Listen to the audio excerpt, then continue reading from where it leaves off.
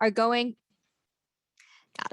are going to be sharing some innovative new work they are talking about and touching on some exciting and also interesting aspects of their work that they think deserve more time and conversation.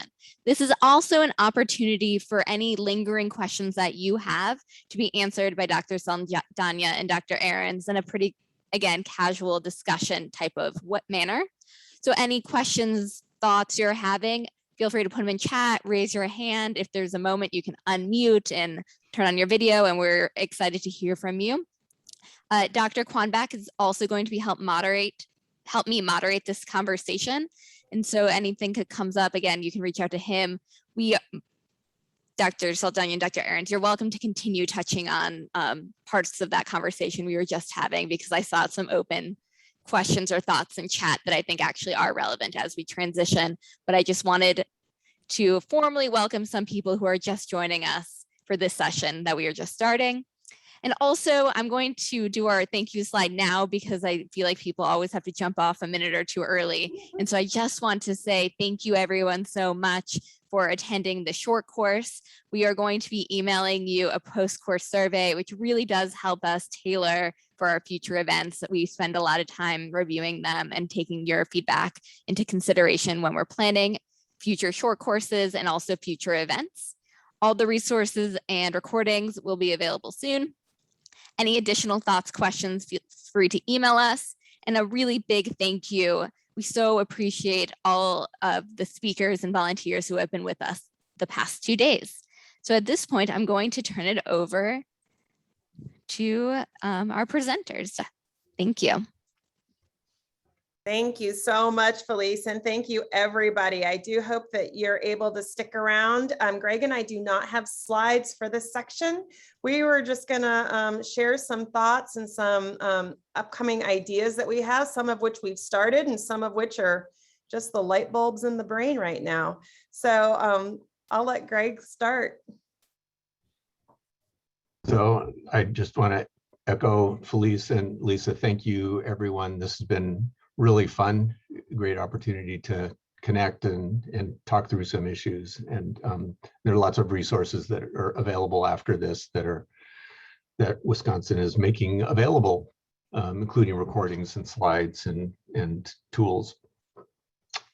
So yeah, what I wanted to talk about, and I alluded to this yesterday in my talk, is work that we're doing where, and I don't know if this was ill-advised, but it seemed like the logical next step is to think about, at least in public sector services where organizations are delivering care, how implementation approaches do or do not fit with policy and funding initiatives.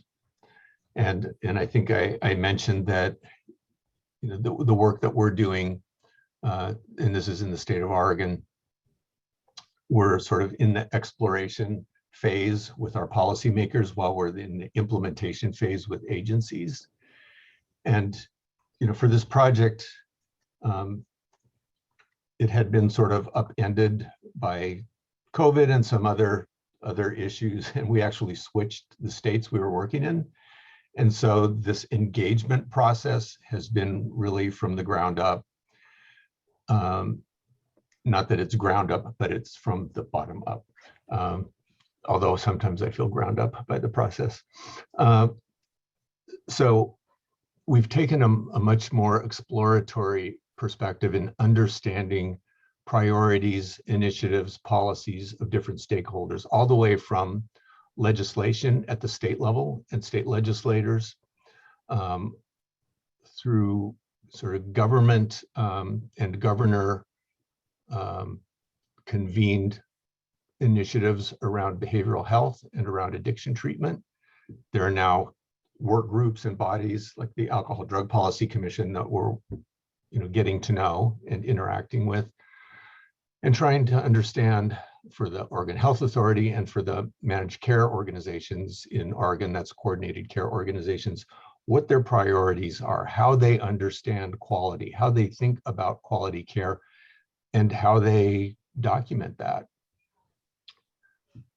From the implementation side, we have in previous studies worked on implementing different interventions, behavioral interventions, technology approaches like measurement-based care. And what we're trying to do in Oregon is say, we know that interventions like motivational interviewing get widely trained and widely, quote, implemented, but we don't know much, if anything, about the quality with which they're implemented. Mm-hmm. And so we're working with a group at the University of Washington, Dave Atkins, who developed an amazing artificial intelligence computational linguistic program that can you can use to record a session, audio or video, and literally within minutes, Wow. clinicians, supervisors can get feedback about not only fidelity, but about the process of those sessions, the degree to which empathy is exhibited, the degree to which suicidal ideation is represented in the sessions, a whole range. And we think this is an innovation that could be a way for individual clinicians to understand their own skill and learn with skill development, for supervisors to help support those clinicians, for agencies to understand quality in their organization, and also for payers and health authorities to understand quality gaps in the system and possibly ways to incentivize. So we have these multiple streams going at the agency level, at the community level, with the payer organizations and with policy. And what our goal is, and we've written about this, our goal is to be able to align those activities. And when we originally conceptualized this, we thought of it as a top-down process.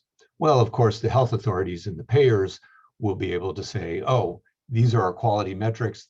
And of course, the community-based organizations will respond and implement these and utilize them.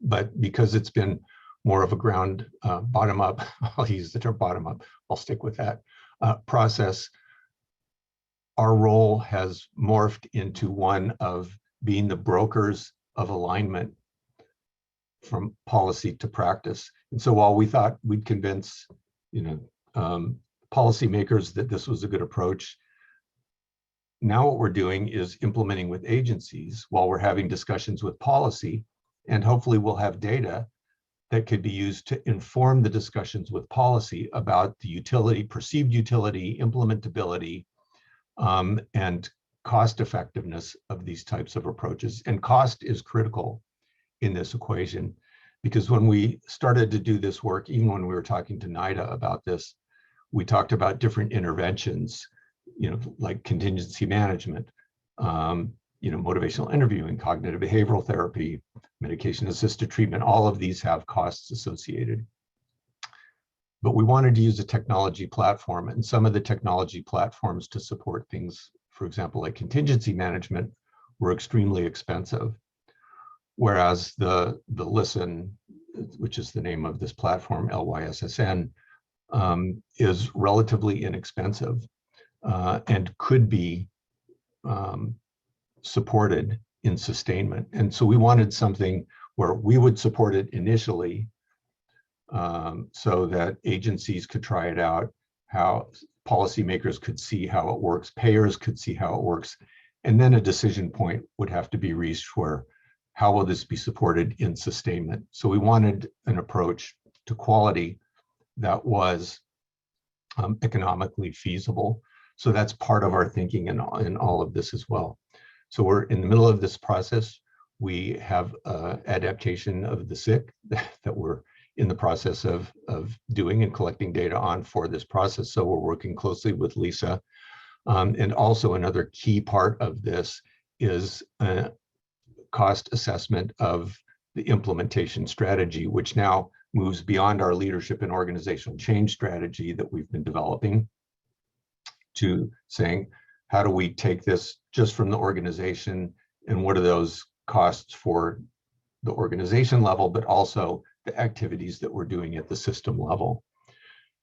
So that's where we are. It's been a little nerve-wracking as we work through this process, but it's also been really exciting to engage with folks at different levels and see some excitement about the initiative and the approach that we're taking. And we feel like we're working together now with our policymakers and with the organizations in this process.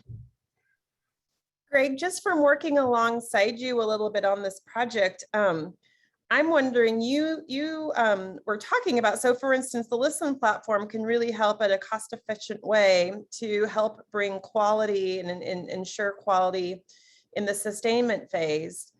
Yet, I know from our conversations that it's taken a while for you to get some of those policymakers and leadership folks on board with having the same appreciation for quality and service delivery that you do, and quality and monitoring that service delivery. So I think this group would probably really benefit from hearing a little bit about how you've gone about that, the efforts that you've done with your engaging your stakeholders.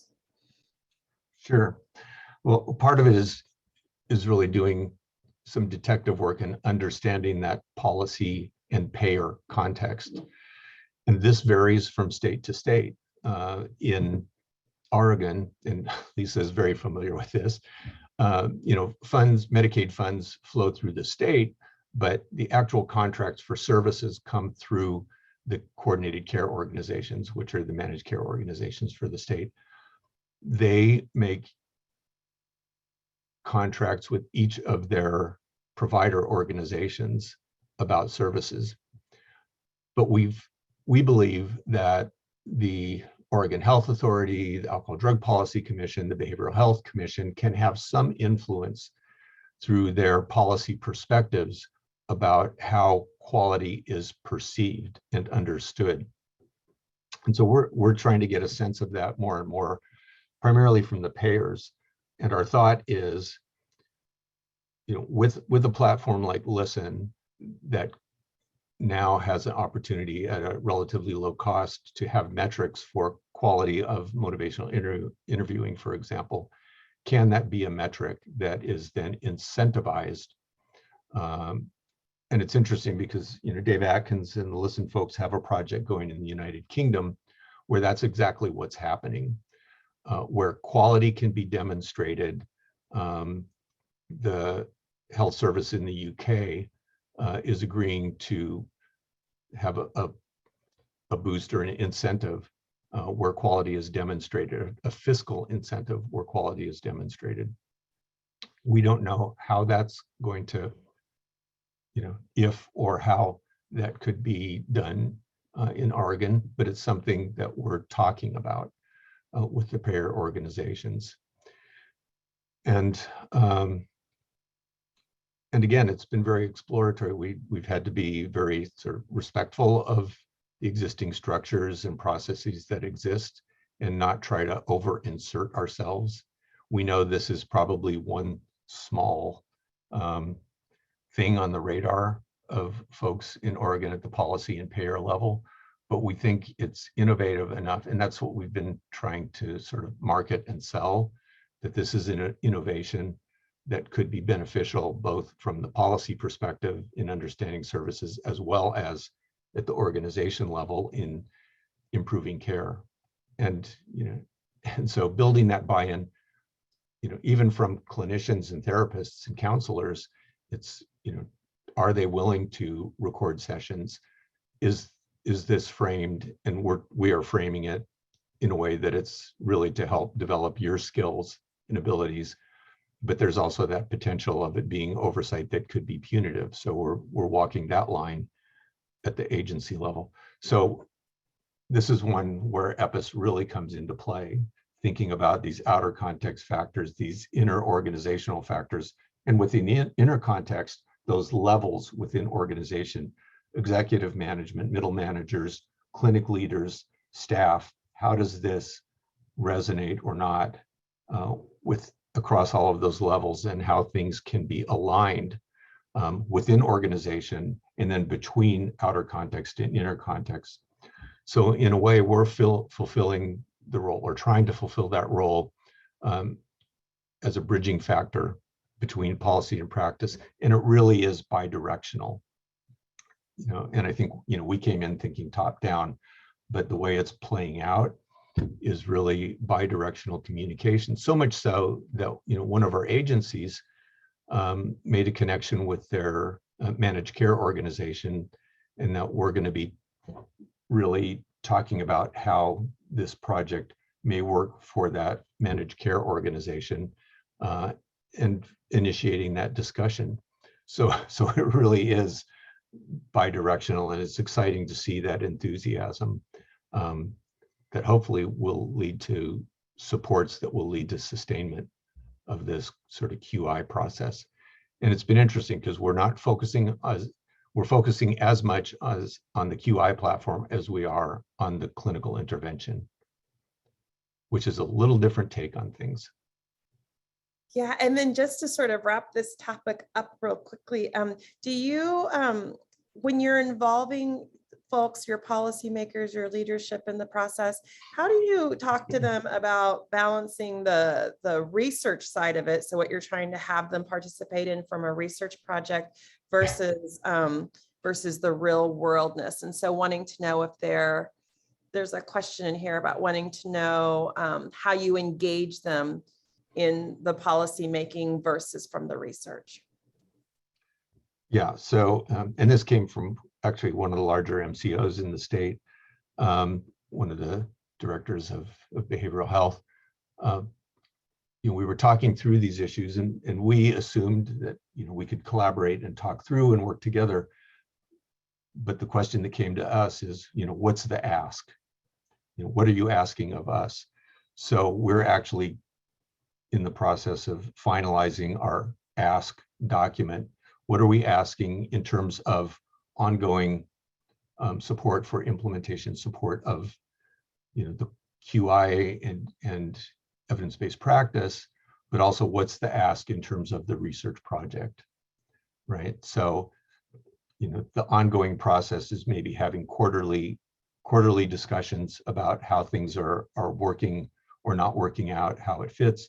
But then there's an ask around, engaging in interviews with us in sort of the qualitative assessment of the process, and perhaps some very brief surveys. So we'll have some qualitative and quantitative measures of the process that we're going into.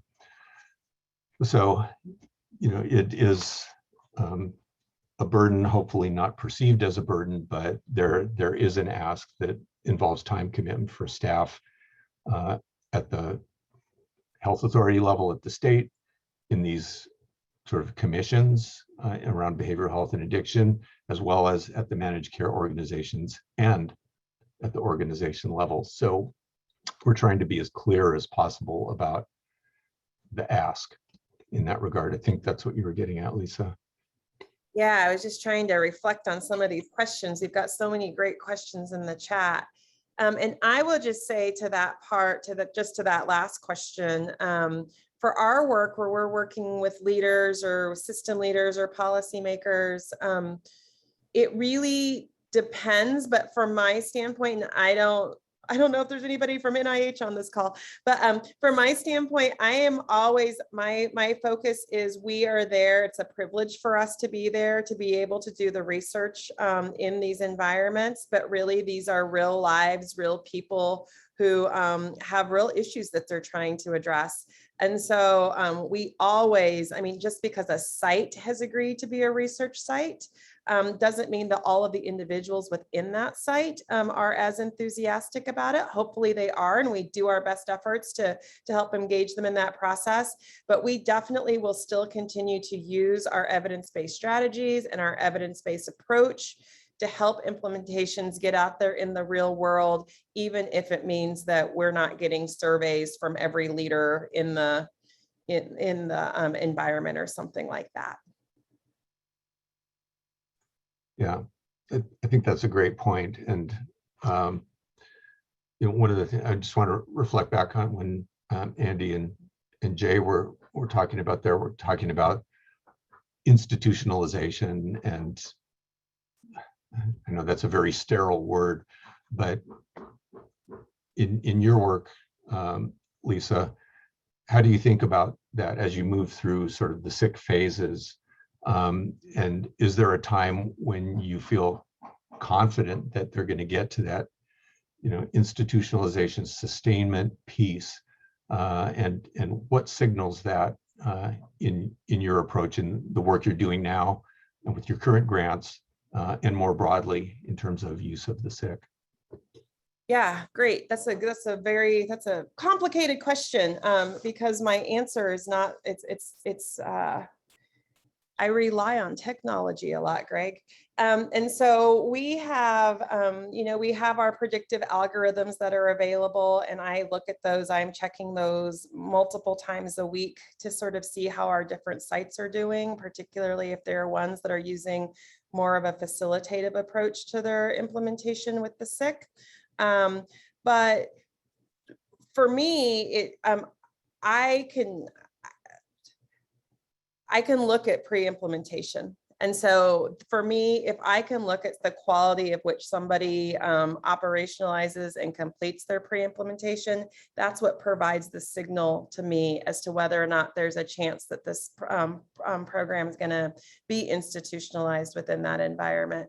And so, and I think that holds true regardless of the level in which you're operating. So if you're bringing something new into a system, or if you're bringing something new into a community-based agency, it's still, to me, pre-implementation is really what puts the writing on the wall for me in terms of whether or not an agency has the chance. It's just at this point a chance, right, with pre-implementation to be able to make it to sustainment. So that's what I would say, is that looking at those activities, but then also looking at, for us, what we have found from our work is that there are a few really, really key activities. One is having that program champion, whatever you want to call that person is up to you, but having somebody in the organization within the implementation that is really honchoing that, has some decision-making capacity, and is able to herd the cats as necessary to be able to keep the implementation moving forward. But then also whether or not there is attention paid to fidelity monitoring. So Aram Nadeem did a very interesting study a few years back where she used the SIC to operationalize an implementation process for different schools that were bringing in a trauma-informed intervention. And essentially what she found is that the majority of those schools were not successful in being able to get that program to where it would sustain in the schools. When we went back and looked at it, every single school where this was not successful had failed to come up with a fidelity monitoring system. This was a process where the intervention itself encouraged the environment to come up with the implementing organization to come up with their own ways and methods of monitoring fidelity, but they didn't want to dictate it. And so they said, you guys come up with what you want to do, whatever it is fine, but you should do something. But then there was no oversight to ensure that that actually happened. And in fact, what happened is that the majority of the schools did not really come up with anything that would approximate what you or I think of as being fidelity monitoring. And so they ultimately, unfortunately, paid the price for that. And we saw that they were not able to sustain. So I would say those things: pre-implementation, and making sure that there's a good system in place for monitoring the quality, whether it's fidelity.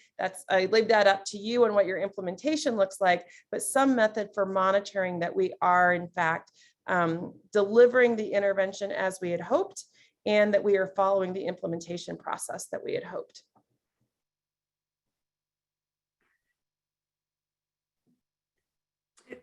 Yeah. I was going to suggest there's some questions in the chat, and we've kind of talked about a lot of topics, but it might be interesting to address this question. Could you share some ground zero lessons on gaining buy-in from your implementation partners? I'd imagine this can be overwhelming for partners to commit to, and I'd love to hear any pitch lessons you might have. I don't know if you have like specific stories about people you've worked with that you had a hard time gaining buy-in, but what could you, what lessons could you share for the audience today? Well, I reflect on what Lisa said earlier. We have to be humble and not think that we know what's best, but for us, it's being and demonstrating that we understand that there are many challenges, in delivery of care, and that we want to hear from the people we're talking to about how what we're proposing may or may not fit, or how we can adapt what we're doing. So really being open to a back and forth dialogue. I mean, typically, at the agency level, they want to hear what we're asking, what the project looks like, at least what we're proposing. And we sort of have a set approach with the leadership and organizational change strategy. We have sort of components of that, but we want to hear how that fits with the agency. So for example, we were working with an agency that is really interested in clinic leadership, and they had actually supported their clinic leaders in being trained in servant leadership, for example. And so part of our discussion was, how does our approach, build on that interest in leader development? So we're trying to really understand what they're doing, and also understand how they think about quality, and talk about how what we're proposing, does or does not fit. And, and so we're not dictating as well. And for the, at the policy level, we're thinking about what are the touch points and priorities, and how we can demonstrate that we're being empathetic and thoughtful about the process. We're not saying we have the only answer, but we want to explore how what we're proposing may or may not fit in that process. So there's a lot of listening and dialogue that has to take place. We're just feel very fortunate that we have people who are willing to have that conversation. And part of it is finding the people who are willing to have that conversation and where they sit at the policy level. So, we didn't start with the behavioral health director for the state for this. We capitalized on some work that, Erica Crable, our postdoc, had done when she worked for the Centers for Medicaid Services and interacted with folks in the state of Oregon and reached out to those. So you kind of look for any existing or any opportunities, and then think about who should be at the table and can we have those discussions. And so it's been, we've had a few folks who were able to engage briefly, and others who were able to engage more. And it's really understanding the lay of the land in terms of those opportunities for engagement, and really it's sort of like walking through the woods and figuring out which path to take as we go through that process. But I think humility, empathy, and being able to demonstrate that you're listening and not trying to dictate. You're not coming, trying to come in and say this is how it must be, but let's see if there's a way we can work together, and how what we're proposing may or may not fit. Yeah, and I would piggyback off of that. I second everything that Greg says from this sort of interaction standpoint. I'm looking at some messages in the chat, and I would say sort of more pragmatically, I think I'll just state the obvious. I'm sure some folks already know this. For those that don't, I would really encourage us just to really match our audience. And so, this can be as basic as, what are you wearing to the meeting, right? And so understanding who it is that you're meeting with, what's important to them, what's their value set. Sometimes you'll know that going into a meeting, a lot of time you won't. And so I really like to, at the beginning, at the start of a meeting with a new partner, to spend a lot more time, like Greg's saying, sitting back and listening, so that I can understand and so that I can match. It's like you're dating, right? You're like dating these policymakers and these different providers, and you're finding out what they're excited about while you're telling them what you're excited about. And hopefully you find a match in there. And sometimes in order to find that match, you're navigating that. And so again, for me, I have found that semantics, I had no idea going into this how big of a deal words were. And so the words that you choose to use, and the word that I use in one stakeholder meeting might be very different from the word that I use in another stakeholder meeting to explain the exact same concept. And so I think understanding your audience, matching your audience, and then also, again, always making sure that you're giving something to them. As I mentioned before, so often we think as researchers about what can we get, what can we gather, what's the data we can collect. And when it comes to developing our partnerships, we really want to be sure that we're putting something out there. What do they get? Why is this valuable to them? What's the benefit to them? And then that's when we really are developing partnerships and not just developing a relationship to get you through the project, but indeed a partnership that hopefully will sustain. And that's how we know our implementations are going to sustain in the future as well. That's a great point, Lisa. I think this process has made me want to do more in that same state as we really get to know people and understand the system. So it's got me thinking about, well, what would the next project be? How can we build on this and continue to partner? So it's, yeah, I think, they've given back to me already in kind of trying to understand the challenges there and how we can best help to address those challenges in future projects. Hopefully I can communicate that to them as well.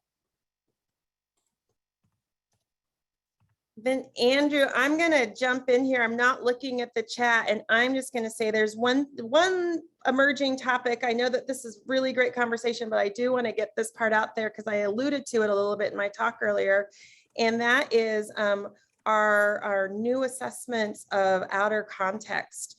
And so we were fortunate enough to be able to receive one of the COVID supplements last year.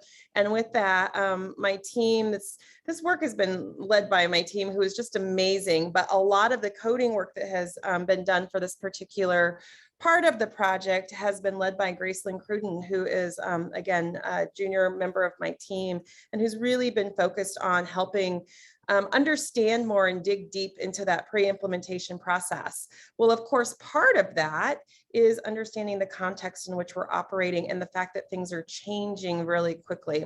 So one of the things that we were able to build, and I'm super excited about us being able to start using, is outer context module to the SIC. So when you are entering your data, there's also now a way, a little pop-out module that will allow you to talk about outer context events. And so again, it was built for COVID.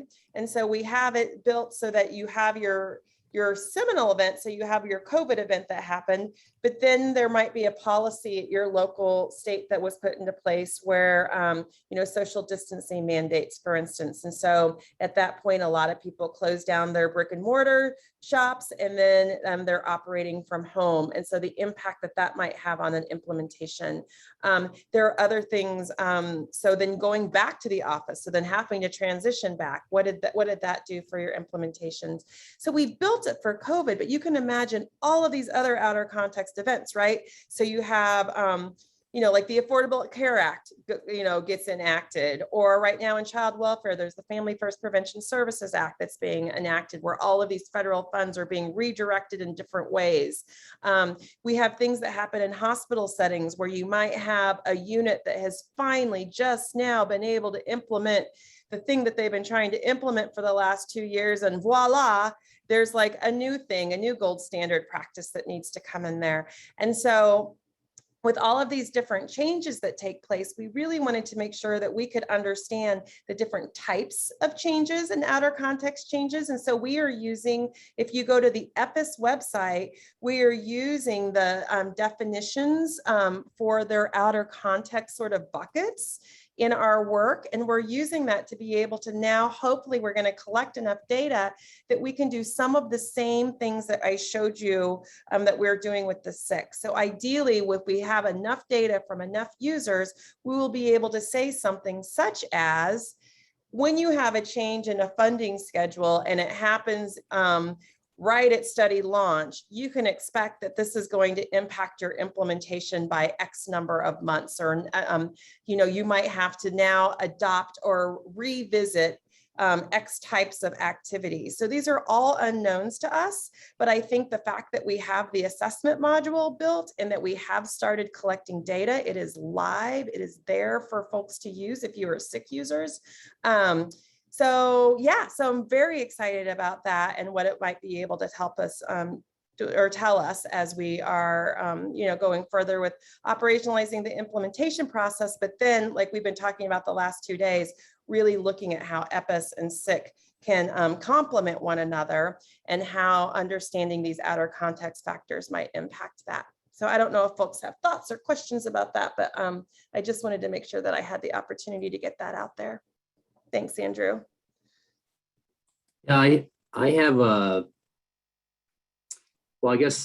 thought maybe to link up what you're saying now to something that Greg said earlier. And I think outer context is a really important emerging area. And I guess my question is, so a lot of times outer context is sort of, we treat that as external factors that we just have to account for. But, at one point, Greg's talking about engaging with payers as being more of a conversation and a bottom up versus top down kind of model. How, if at all, could we incorporate, and I think, Greg, you said you had some qualitative interviews and maybe some quantitative surveys for payers, but they're really an integral kind of component of the system. How have you thought about the role of payers and other policymakers in sort of being integral to models of implementation that we're using that actually are changeable factors and not just things that kind of affect implementation that we have to account for? Yeah, so we negotiate, like, so if I look at the evidence-based practice that we implement, and so look at it with that hat, we negotiate annually with our Medicaid providers, right? And so we have to contract with them, and we have to have met our metrics for us to be able to get the sort of base reimbursement amount. But with this additional information, I think we are slowly but surely training our Medicaid partners to know that every year when they work with us, they're going to be presented with a whole bunch of data. And so we, I think, are in a different position in our negotiation stance, because we are able to show them how things like this impact the implementation and therefore impact the members that are being served and the reimbursement structure and how much they're able to save downstream. And so these are all things that, even though we might not necessarily have like a formal cost effectiveness analysis completed, we have data to be able to inform that conversation. And so I think that that is really useful. And it does allow us to, even though we can't necessarily change the external or the outer context, it allows us to take the information we've learned from that and incorporate that into our thinking. And it allows us to, in some ways, give feedback back to that external context to say, this is the way that it's impacting us. Is this the way you intended it to impact us? It might not be. And if so, we want to let you know that this is the impact that it then has on your member base. And Greg, I know you were probably going to go a very different direction with that. So what were you going to say around that? Oh, I was just going to say that, we're trying to both understand that context of policy and payers, but we're actively trying to influence it as well. And, what we're learning in this particular project is that there may be some opportunities to do that, but we also have to be cognizant of sort of the many existing sort of policy bodies and payers and the timing of contracts, for example, what it takes for legislation that could affect payments or quality metrics that may take years, right? So maybe I should propose a 15-year study. Doubt that I could get it funded, but and I'm thinking of some of like Renad Betas's work on nudging, right? How do we nudge the system? How do we help shift the way that policymakers and payers are thinking about quality? We've been super impressed by the commitment to really working to provide the best care available by engaging clients and patients problem solving around workforce issues that are really affecting public sector behavioral health and child welfare for that matter, and other areas, and how within all of this, there's a commitment to really trying to address those problems. But these are big problems. And so we're thinking about how we can be part of the solution by bringing some of what we're thinking, but also with that humility to be able to learn how we may need to pivot to also align with the processes and priorities of policymakers and funders. So I know that's rather vague, and there are a number of ways we are specifically doing that through our conversations. But it's not like we had, I mean, we knew sort of the general processes that we would take, but there's a lot of nuance in those discussions, and we have to be really flexible in those discussions in trying to say, you know, what do we think together that could be a way we can proceed that will ultimately improve the quality of care and engagement and outcomes for, you know, the people who really need behavioral health services, addiction services in the state where we're working.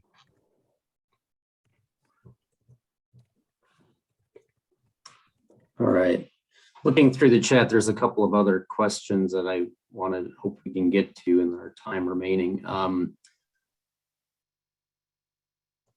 Let's see. Deandra had a question about skills and training to use that you would recommend for engaging stakeholders. Let me pull this up. I'm sorry.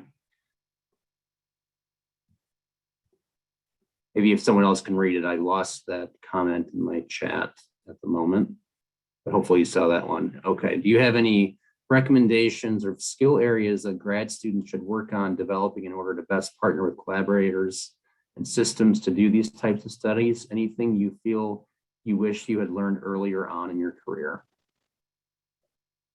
A lot. Yeah, I mean, I think really, as I mentioned before, this really is where I use my clinical psychology skills and training is in those interactions and in developing those relationships. And so I mean, I think we all are our own individuals, and so we all bring to the table whatever it is that we have. But I think regardless of your personality type or how outgoing or introverted you are, I think we want to observe. We want to observe and we want to take note of details. Details are incredibly important. Things such as who's the last people in the room when you are done with your stakeholder meeting? Who runs out of the room most quickly? Who is on their phone? Who's really engaged in the conversation? Who are the people who are asking questions that are on target that seem to really get it? So I would say really pull out your observation skills. And this is something that we all have as individuals, but that is a skill that you can hone in and that you can really practice. And so there are ways in which you could do that. One thing as a graduate student that I think you could do is if you had a peer group, you guys could get together and do some just basic behavioral coding of something to be able to see, are you guys observing the same things, identifying the same details? You could make this up. You could all go to the park and just observe other people that are walking in the park for 5 minutes and see what do you guys pick up on and who observes what and what types of interactions, facial expressions, body language. So things that seem really pretty basic around human reactions and interactions, I think oftentimes we forget about under the stress and the pressure of getting that stakeholder relationship built. And so that would be one thing I would say. I don't know, Greg, what other sort of human interaction skills you think of? Well, I really like that park analogy or as a place, but going back to EPIS, you could be thinking about outer context and inner context. So there's people, in the park, using the park, but what does it take to maintain that park, right? And support that park so that people will engage in that setting. And so I think it's thinking a little bit outside of the interaction in itself, understanding those interactions and observations, but thinking a little bigger about how does that fit into the larger context of the world of parks, for example. So, yeah. All right. Another question, important question. How can we ensure that implementation and sustainment strategies improve equity rather than perpetuating inequity? It's one of my favorite topics right now. You go first, Greg.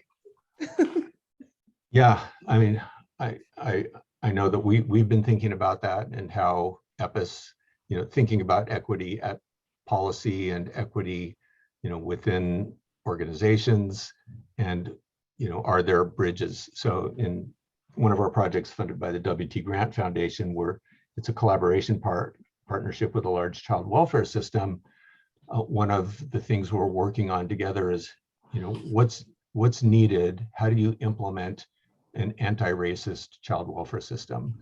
What needs to happen across those levels, all the way from, service provision up to, how child welfare directors and deputy directors and team leaders, how you instantiate, how you really communicate that culture of an anti-racist system.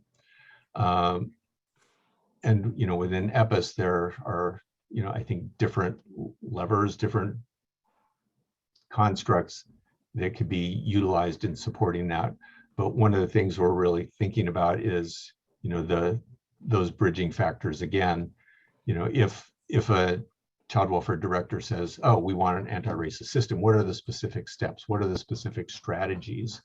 And are things developed at the top going to be as useful as if you have communications across outer and inner context from the beginning, including advocacy and client concerns and family concerns as part of that process?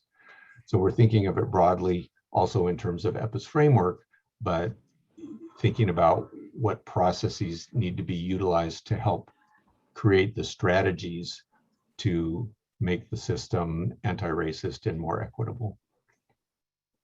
Yeah, building from that last one, what I really have, one of the things that actually brought me even into the field is this paradox that exists where we have interventions that we are developing for some of our most vulnerable populations to meet the needs of those populations. And yet the only people or agencies that can afford to adopt those practices are ones that are well-resourced. And so I feel like there's a mismatch, or there has been, this is changing, but there's been a mismatch in the field overall in terms of, sure, so we can come up with these best strategies, but if the low resource agencies still aren't able to actually use those strategies, then all that we've done is continue to either maintain that gap or in some cases even broaden the gap of inequity in health delivery. And so I really think, myself, and I'm not trying to be grandiose, but I really would hope that processes like the SIC, like EPIS, like other, we've got so many colleagues that have some great process measures out there that I would encourage you guys to lean on if these are not the ones that are the right fit for you. But really, if we can operationalize our processes and define them to the most simplistic version of themselves, right? So what is the least that you have to do in order to still deliver with quality, with fidelity, and get a positive outcome, but where you're not leaning on something that requires a whole bunch of resources? I think that's where we start to develop the infrastructure. If you have agencies that are very, very, very low resource, they still need to have these evidence-based interventions. And so the way to make that available to them is to help them come up with processes that, again, ideally will lead to sustainment, where they aren't going to waste their resources along the way, and where they understand why are they doing what they're doing. One of the things that we have found in our low resource settings is that if we have them implementing things and they do it with following these really deliberately defined steps, I don't know if oh yeah, Holly is still on the phone or on the line here. So Holly Shaper, who works with me, has really helped me to understand these patterns that we're seeing in our programs, where they might implement and they take their time and they put a lot of resources into something, but now they've done it that first time and they can lean on those strategies again for the next things that they are implementing. And so this therefore means that these lower resource settings are now able to slowly but surely bring on these different quality programs and quality practices, because essentially what they're doing is they are creating a SIC of operations for their agency. So it's not just that they're bringing on the one EBP. Yeah, they SIC the process for the one EBP, but in so doing, what they're doing is they're really creating a more evidence-informed environment and an evidence-informed clinic for the members that are living in that community. And so for me, I think that that's how we can do it and why we should do it. And for me, that's just like what I'm most excited about. So I don't know if folks have thoughts or reflections on that, but I love the question. Yeah, I love that too. And, you know, I mean, there was another question. I know we're coming up on time here from Anjali. In many ways, implementation research resembles continuous improvement process. Is this a fair parallel to draw?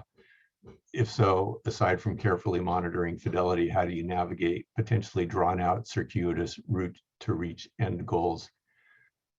I think you've pretty well described the types of implementation projects that we do. You know, we plan our processes, but I'm thinking back to Lisa, your slide with the arrow that goes in circles and curves back, that winding road. It's often like that. And so we may have fidelity to an implementation strategy, but the way that you get there can be circuitous and winding. So, and that's why we like to use mixed methods and really try to document that process as well, you know, as well as, you know, fidelity to an intervention, fidelity to an implementation strategy, but also how that may depart from that straight line implementation over time. And I think the SIC can really help illustrate that, because I know, Lisa, that at least with some of our projects, we have people that move ahead, but then they have to like revisit an earlier stage and finish some things that weren't finished and then move ahead. So there's ways to document that both quantitatively and qualitatively. Absolutely. There's a comment in the chat that I completely agree with, and that is making sure that we have the right people at the table. So instead of noticing who's there, noticing who's not there, and making sure that we're speaking to the group that we actually need to be speaking to in order to help reduce the inequities. So I think that that's critical. So making sure that our stakeholder group is representative of all of the people, and we might not know who all of the people are. So it's not a failure on our part to go and ask who else needs to be who else is going to help this make the decision whether or not we're adopting the right thing, but then once we do adopt it, to be able to sustain that within the community. And so I agree with that. Whomever it was, I'm sorry, I didn't see who it was that wrote that, but I think that that's a great point. Oh, Jane, that was you, Jane. Excellent point. All right, well, great discussion. Yeah, I think. Andrew, can I just do one more thing? Sorry. Absolutely. Just one more thing. And that is, I think also around the issue of inequity, this goes back again to that idea of mechanisms of action. And so just like I was talking about, when we look at the parallel path between looking at the mechanisms of the intervention, but then also looking at the mechanisms of the implementation, understanding that if we have to modify an approach, this goes to my idea of adaptation versus customization. As we are modifying our approach, we want to make sure that the approach that we are taking works for the population that we are working with. If we're not modifying the mechanisms of action, then we can still hope that we're going to achieve that same quality outcome. And so I feel like sometimes folks get hung up, especially when it comes to trying to address issues of equity. They say, oh, we can't do that. The evidence-based practice says we can't do that, or the implementation approach says that we can't do that. again, that's where it's important for us to look at function and look at mechanisms. And if we aren't mucking around with those, then let's see if we can make it be a good fit for the people we're trying to serve so that they can still get those good outcomes. So thank you. I just had to get on my soapbox one more time. Thanks. Well, I'd actually like to thank you both, Dr. Saldana and Dr. Ahrens, for the great couple of days. And I want to just reflect. I mean, I learned so much. I think we all did, but I just want to reflect on how much today synergized with yesterday and reinforced so much of what we're learning. So along with those thank yous, I want to thank the D&I Launchpad team at University of Wisconsin for being behind the scenes and putting on this amazing short course, and all the volunteers who helped. And then I'd like to just ask all our participants, you're going to get a survey, all of you who are still on and those who've left. That survey, we really look at it to help us figure out what we want to do next year. And we're going to start in a month trying to figure out about next year. We're going into our exploration phase soon. So I'd just like to say thanks to all the participants as well. And we will see you next year, we hope. And I think this is it. So we're done. Yes, thank